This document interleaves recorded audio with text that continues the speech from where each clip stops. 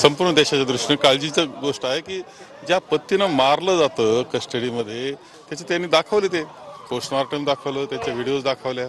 काळजीच्या गोष्टी आहे फार. थोरासाहेब, मात्र मग असं म्हणायचं की जो रिपोर्ट हॉस्पिटलचा पण रिपोर्ट आलेला आहे तो चुकीचा आहे, चुकीच्या पद्धतीने हे केलेलं आहे. त्यामुळं कसं आहे की त्यामध्ये इन्क्वायरीचीच अपेक्षा केली आहे. न्याय मिळाला पाहिजे हेच आम्ही म्हटलेलं आहे. त्यामुळे तसा हे त्याच्यात न्याय मिळाला पाहिजे. जर अशा पद्धतीनं मारलं गेलं असेल तर ती हत्या आहे असं स्वतः राहुलजी म्हटले. आता पण राहुलजींच्या कॅनवायमध्ये कोणी घुसलं होतं का, अशा पद्धतीचं दिसून आलं? कारण की व्हिडिओ तशा पद्धतीने आतून आले, कोणी घुसलं होतं का? नाही, मला माहित नाही. बरेच लोक आत होते, त्यातले बरेचसे फॅमिली मेंबर्स होते, आम्ही काही प्रमुख मंडळी होतो. त्यामुळं तसं मला माहित नाही कोण कोण आणखी असतील. केंद्राच्या नेत्यांना इथे यावं लागतं, स्थानिक नेते कुठेतरी कमी पडतायत. नाही, असं काही नाही. तेव्हा अधिवेशन सुरू होतं आणि अधिवेशनाच्या याच्यामध्ये आमच्या सर्व लोकांनी जोरदार पद्धतीनं ही बाजू मांडण्याचा प्रयत्न केलेला आहे.